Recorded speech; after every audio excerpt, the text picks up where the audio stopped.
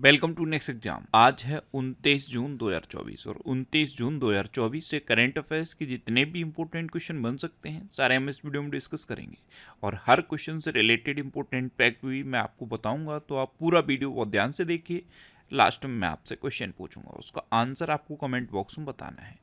आज की इस वीडियो की PDF फाइल आप इस वीडियो के डिस्क्रिप्शन से डाउनलोड कर सकते हैं। PDF आप हमारे टेलीग्राम ग्रुप से भी डाउनलोड कर सकते हैं। टेलीग्राम ग्रुप पर आपको सारी PDF एक साथ मिल जाएंगी और टेलीग्राम ग्रुप का लिंक मैंने इस वीडियो के डिस्क्रिप्शन में दे दिया है, तो आप उस लिंक पर क्लिक करके टेलीग्राम ग्रुप ज्वाइन कर सकते हैं। तो चलिए स्टार्ट करते हैं। पहला क्वेश्चन है, हाल ही में राष्ट्रीय बीमा जागरूकता दिवस कब मनाया गया है? तो अभी 28 जून को राष्ट्रीय बीमा जागरूकता दिवस मनाया गया। तो इस क्वेश्चन का बे ऑप्शन सही है।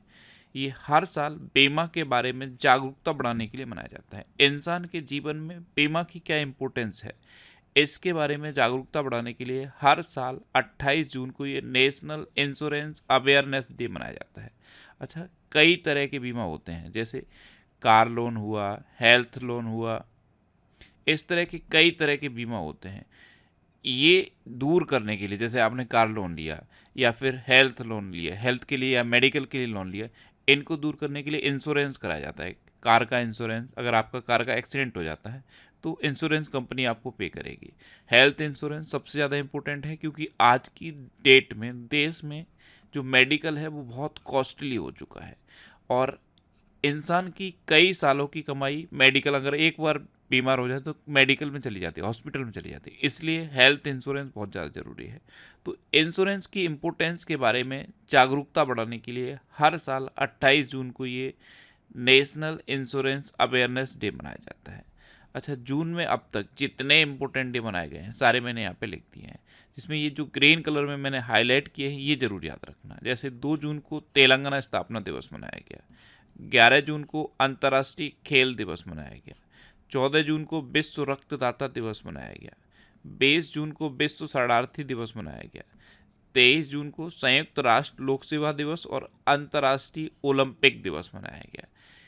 ये इम्पोर्टेंट है। वैसे आपको वीडियो को पॉज करके एक बार ये सारे इम्पोर्टेंट डे रिवाइज कर लेने हैं और ये जो मैंने ग्रीन कलर में लिखे हैं ये जरूर याद रखने हैं। नेक्स्ट क्वेश्चन है, हाल ही में किस टाइगर रिजर्व में वनाग्नि के लिए पहली उन्नत AI प्रणाली शुरू की गई? वनाग्नि समझते हो, वन में लगने वाली आग। तो वन में जो आग लगती है उसके बारे में पहले ही इंफॉर्मेशन मिल जाएगी, इसलिए ये एक उन्नत AI प्रणाली यहाँ पे लागू की गई है। कहाँ लागू की गई है?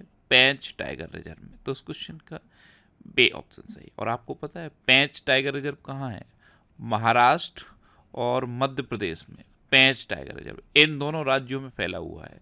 इसका मैक्सिमम एरिया मध्य प्रदेश में है। ध्यान रखना, पेंच टाइगर रिजर्व में वनाग्नि को रोकने के लिए पहली उन्नत AI प्रणाली शुरू की गई। नेक्स्ट क्वेश्चन है, हाल ही में दक्षिण कोरिया, जापान और किस देश ने त्रिपक्षीय बहु डोमेन अभ्यास शुरू किया है? तो दक्षिण कोरिया, जापान और अमेरिका ने त्रिपक्षीय बहु डोमेन अभ्यास शुरू किया। तो उस क्वेश्चन का से ऑप्शन सही है। अब अमेरिका, तो अमेरिका के प्रेसिडेंट कौन है? Joe Biden. कल मैंने आपको बताया था कि अमेरिका भारत का शीर्ष रक्षा निर्यात साझेदार बनकर उभरा है। अमेरिका के राष्ट्रपति ने अप्रवासियों को नागरिकता देने के लिए नए प्लान पैरोल इन प्लेस की घोषणा की। अमेरिका ने भारत को 31 प्रेडेटर ड्रोन बेचने की मंजूरी दी है। स्टार्टअप फंडिंग वैश्विक रैंकिंग 2023 में अमेरिका टॉप पर रहा। भारत और अमेरिका के बीच संयुक्त अभ्यास वज्र प्रहार ये उमरोई में हुआ और उमरोई मेघालय में है। फिनटेक यूनिकॉर्न के मामले में अमेरिका टॉप पर रहा। अच्छा, इंडिया और अमेरिका के बीच में कौन कौन सी डिफेंस एक्सरसाइज होती हैं? कूप इंडिया, टाइगर ट्रम्प, वज्र प्रहार और युद्ध अभ्यास। नेक्स्ट क्वेश्चन है, हाल ही में प्लास्टिक बेस्ड रोड बनाने वाला दूसरा मिलिट्री स्टेशन कौन सा बना है? जो प्लास्टिक का बेस्ड होता है उस पर बेस्ड रोड बनाने वाला दूसरा military station Jaipur military station बना है। तो उस क्वेश्चन का बे ऑप्शन सही है। प्लास्टिक का बेस्ड यूज करके रोड बनाया गया है। इससे पहले पहली बार गुवाहाटी मिलिट्री स्टेशन में बनाया गया था और अब जयपुर दूसरा मिलिट्री स्टेशन बन गया है जहाँ पे प्लास्टिक के बेस्ड से रोड बनाया गया। नेक्स्ट क्वेश्चन है, हाल ही में high speed expendable aerial target अभ्यास का विकास परीक्षण कहाँ पूरा हुआ है? तो ये उड़ीसा के चांदीपुर में पूरा हुआ। उड़ीसा के चांदीपुर में इंटीग्रेटेड टेस्टिंग रेंज है और यहाँ पे high speed expendable aerial target यानी कि हीट अभ्यास का विकास परीक्षण पूरा हुआ। तो उस क्वेश्चन का सी ऑप्शन सही है। और अभ्यास का इस्तेमाल विभिन्न मिसाइल सिस्टम के मूल्यांकन के लिए टारगेट के रूप में होता है। अब उड़ीसा तो ये है मैप में उड़ीसा। उड़ीसा की कैपिटल क्या है? भुवनेश्वर। उड़ीसा के चीफ मिनिस्टर कौन बन गए हैं? मोहन चरण मांझी। और उड़ीसा के गवर्नर कौन है? रघुबर दास। कौन है? रघुबर दास। अच्छा, उड़ीसा में व्हीलर द्वीप है। उड़ीसा में रसीकुलिया बीच है, गोल्डन बीच है, सुनाबेड़ा वाइल्ड लाइफ सेंचुरी है, कोठागढ़ वाइल्ड लाइफ सेंचुरी है, नलबन वाइल्ड लाइफ सेंचुरी है, बैसीपल्ली वाइल्ड लाइफ सेंचुरी है, गहिरमठ वाइल्ड लाइफ सेंचुरी है और चिल्का लेक है। चिल्का लेक भारत की सबसे बड़ी खारे पानी की लेक है। उड़ीसा में लिंगराज टेम्पल है, कोणार्क टेम्पल है और जगन्नाथ टेम्पल है। नेक्स्ट क्वेश्चन है, हाल ही में कौन 12वें विश्व हिंदी सम्मान से सम्मानित हुई है?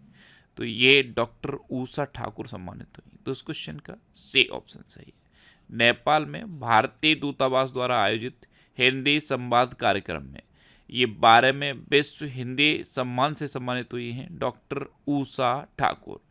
इन्होंने हिंदी और नेपाली में 40 से अधिक साहित्य का अनुवाद किया है, इसलिए इनको ये सम्मान मिला है। ये है डॉक्टर ऊषा ठाकुर।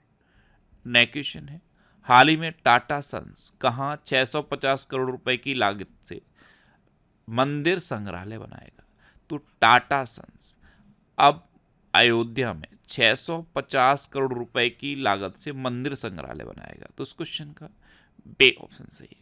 और टाटा सन्स बनाएगा तो इसकी जो क्वालिटी है वो नेक्स्ट लेवल रहेगी। आपको पता है संसद भवन का निर्माण टाटा सन्स ने किया, आज तक कोई कंप्लेंट मिली? कभी नहीं मिली। और अभी आप देख रहे हो जबलपुर एयरपोर्ट गिरा, फिर इंदिरा गांधी इंटरनेशनल एयरपोर्ट का टर्मिनल 1 गिरा, बिहार में कई पुल गिरे हैं। ये क्यों गिर रहे हैं? क्योंकि यहाँ पे क्वालिटी को नहीं रखा गया है, क्वालिटी के साथ कॉम्प्रोमाइज़ किया गया है। लेकिन जब टाटा सन्स कोई काम करता है ना तो वहाँ पे क्वालिटी रहती है। आप एग्जाम्पल के रूप में टाटा सन्स का जो प्रोजेक्ट है अपना पार्लियामेंट, जो पार्लियामेंट की नई बिल्डिंग बनाई है वो टाटा सन्स ने बनाई है, आज तक कोई कंप्लेंट नहीं आई है। इवन राम मंदिर तक में कंप्लेंट आ गई, लेकिन टाटा सन्स ने पार्लियामेंट का प्रोजेक्ट पूरा किया, वहाँ पे कोई कंप्लेंट नहीं आई है। तो अब अयोध्या में मंदिर संग्रहालय टाटा सन्स बनाएगा और 650 करोड़ रुपए की लागत से बनाएगा। नेक्स्ट क्वेश्चन है, हाल ही में विश्व में पहली बार किस देश में गैसीय पशुओं पर उत्सर्जन कर लगाया जा रहा है? तो डेनमार्क गैसीय पशुओं पर उत्सर्जन कर लगाने की प्लानिंग कर रहा है। तो उस क्वेश्चन का सी ऑप्शन सही है। और 2023 में डेनमार्क ये कर लगा देगा। जो ग्रीन हाउस गैसों का उत्सर्जन होता है, जैसे भेड़ों से होता है, सुअरों से होता है, गायों से होता है, ग्रीन हाउस गैस का उत्सर्जन होता है, तो इन पर कर लगाने का प्लान कर रहा है डेनमार्क। अब डेनमार्क तो ये है मैप में डेनमार्क। डेनमार्क की कैपिटल क्या है? कोपेनहेगन। डेनमार्क की करेंसी क्या है? Danish krone. और डेनमार्क के प्रेजेंट टाइम पे प्राइम मिनिस्टर कौन है? Mette Frederiksen. कौन है? Mette Frederiksen. नेक्स्ट क्वेश्चन है, हाल ही में किसे अगला विदेश सचिव नियुक्त किया गया है? तो अभी विक्रम मिस्त्री को अगला विदेश सचिव नियुक्त किया गया। तो उस क्वेश्चन का बे ऑप्शन सही है। ये हैं विक्रम मिस्त्री। ये अभी तक उप राष्ट्रीय सुरक्षा सलाहकार थे, यानी कि डिप्टी एनएसए थे, लेकिन अब इनको अगला विदेश सचिव नियुक्त किया गया है। अच्छा, नवीन चंद झा ये एसबीआई जनरल इंश्योरेंस के एमडी एंड सीईओ नियुक्त हुए। एनटीए के नए महानिदेशक प्रदीप सिंह खरोला बने।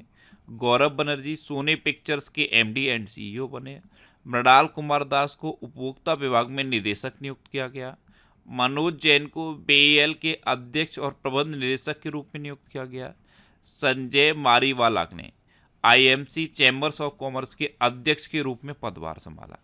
भारतीय एक्सा ने अखिल गुप्ता को नया अध्यक्ष नियुक्त किया है।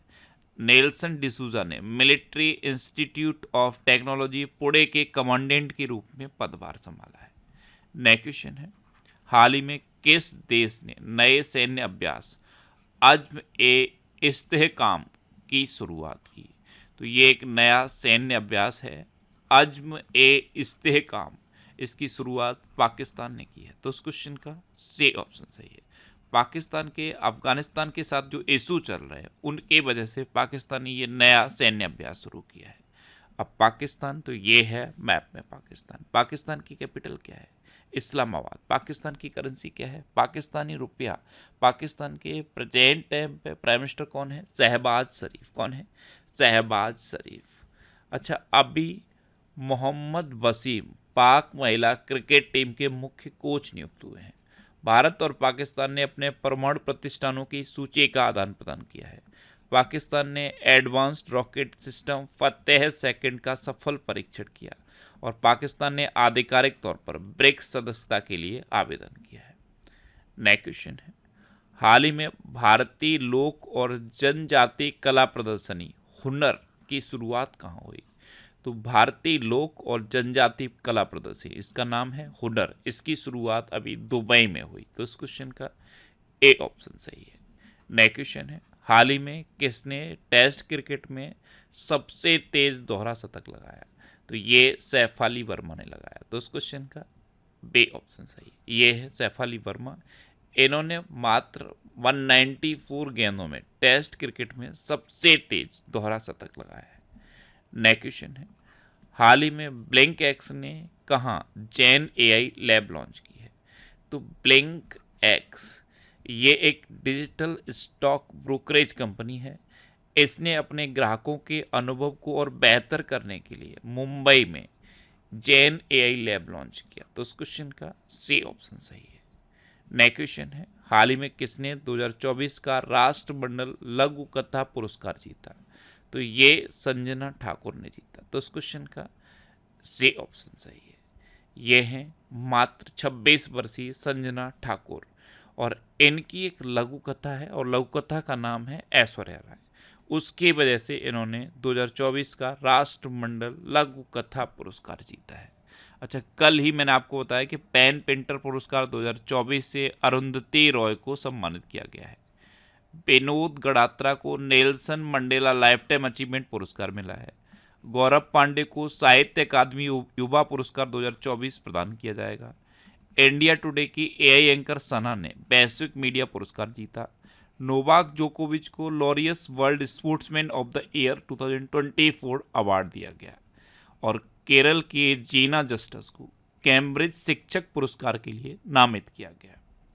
नेक्स्ट क्वेश्चन है, हाल ही में कौन सा देश FATF की ग्रे सूची से बाहर आया है? तो ये तुर्की आया। और FATF जानते हो, फाइनेंशियल एक्शन टास्क फोर्स, और इसकी जो ग्रे लिस्ट होती है इसमें ऐसे देशों को शामिल किया जाता है जो अपने यहाँ टेरर फंडिंग को रोकने में असमर्थ रहते हैं।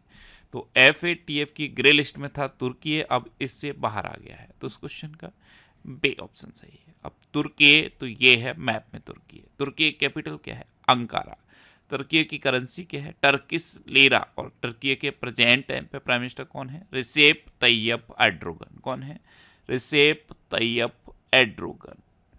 अब लास्ट वीडियो के क्वेश्चन का आंसर। लास्ट वीडियो मैंने आपसे क्वेश्चन पूछा था कि हाल ही में आई रिपोर्ट के अनुसार भारत में संपीड़ित बायोगैस उत्पादन में कौन शीर्ष पर रहा? तो भारत में कंप्रेस्ड बायोगैस के उत्पादन में उत्तर प्रदेश टॉप पर रहा है। यानी कि इस क्वेश्चन का बे ऑप्शन सही था और लगभग सभी स्टूडेंट ने इसका आंसर सही दिया। मोस्टली स्टूडेंट्स के बारे में डिटेल में लिखा, मैं आपको एक बार फिर बोलूँगा। क्वेश्चन के बारे में आपको जितना ज़्यादा से ज़्यादा पता हो आप लिखा करो, क्योंकि जो चीज़ें आप लिख देते हो फिर उन्हें आप कभी नहीं भूलते। ये जून के सेकंड वीक का और ये जून के फर्स्ट वीक का वीकली करंट अफेयर्स का वीडियो है। अगर ये वीडियो आपने नहीं देखे हैं तो एक बार इन वीडियो को आप देखिए और इनकी PDF आपको हमारे टेलीग्राम चैनल से मिल जाएगी। अब आपके लिए रिवीजन के क्वेश्चन। अभी वैश्विक ऊर्जा संक्रमण सूचकांक में स्वीडन टॉप पर रहा। भारत बहुराष्ट्रीय वायु अभ्यास तरंग शक्ति की मेजबानी करेगा। UAE के तट पर मोतियों के लिए प्रसिद्ध चौथी सदी का एक खोया हुआ शहर खोजा गया। 2023 में भारत में FDI में 43% की गिरावट आई है। भूमिगत कोयला गैसीकरण के लिए भारत की पहली पायलट परियोजना झारखंड में शुरू की गई। IIT दिल्ली के छात्र कलश गुप्ता ने विश्व की सबसे बड़ी कोडिंग प्रतियोगिता जीती। कलकत्ता हाईकोर्ट ने ट्रांसजेंडर के लिए 1% नौकरी आरक्षण का आदेश दिया है। अनामिका राजीव ये भारतीय नौसेना की पहली महिला हेलीकॉप्टर पायलट बनी है। लेफ्टिनेंट जनरल वाकर उज़्ज़मान ये बांग्लादेश के नए सेना प्रमुख नियुक्त हुए। यूनेस्को की सूची में भारत का पहला साहित्यिक शहर केरल का कोझिकोड बना है। असम में बाढ़ राहत शिविरों में बच्चों के लिए school in a box kit दी जाएगी। भारत ने बांग्लादेश में अपना नया वाणिज्य दूतावास खोलने की घोषणा की है। मैक्स वर्स्टप्पन ने स्पेनिश ग्रैंड प्रिक्स जीता है। सोमालिया की महिला मीडिया ने वैश्विक अभिव्यक्ति की स्वतंत्रता का पुरस्कार जीता। और ये जो सोमालिया की महिला मीडिया है इसका नाम है विलेन। विश्व के दूसरे पुराने दीमक के टीले दक्षिण अफ्रीका में पाए गए। ये विश्व के सबसे पुराने दीमक के टीले हैं, ये दक्षिण अफ्रीका में पाए गए। अच्छा, भारत में संपीड़ित बायोगैस उत्पादन में उत्तर प्रदेश टॉप पर रहा। पूजा तोमर ये अल्टीमेट फाइटिंग चैंपियनशिप जीतने वाली पहली भारतीय महिला बनी है। हरियाणा सरकार द्वारा एक विशेष एनआरआई सेल की स्थापना की जाएगी। और उत्तर प्रदेश में विश्व का पहला एशियाई किंग वल्चर प्रजनन केंद्र स्थापित किया जाएगा। अब आपके लिए आज का क्वेश्चन है, हाल ही में किसे नाटो के अगले महासचिव के रूप में नियुक्त किया गया है? 4 ऑप्शन दिए गए हैं, इनमें से आपको अपना आंसर बताना है। और इसके अलावा हम हमारे फेसबुक पेज पर previous year question daily post करते हैं, तो आप फेसबुक पर नेक्स्ट एग्जाम सर्च करके हमारा फेसबुक पेज ज्वाइन कर सकते हैं, क्योंकि प्रीवियस ईयर क्वेश्चन आपको बहुत हेल्प करते हैं। अगर आपको किसी क्वेश्चन में कोई डाउट होता है या आपको अपने करियर से रिलेटेड भी कोई प्रॉब्लम है, तो आप इंस्टाग्राम, फेसबुक और एक्स पर इंद्रेश सारसी सर्च करके आप मेरे साथ जुड़ सकते हैं और कोई भी डाउट, कोई भी confusion without any hesitation discuss कर सकते हैं। तो ये था आज का हमारा करंट अफेयर्स का वीडियो। आपको ये वीडियो कैसा लगा प्लीज़ कमेंट बॉक्स में ज़रूर बताना। और अगर अभी तक भी आपने हमारे इस चैनल को सब्सक्राइब नहीं किया है तो इसे आप सब्सक्राइब कर लीजिए। आपको इस चैनल से निश्चित ही मदद मिलेगी।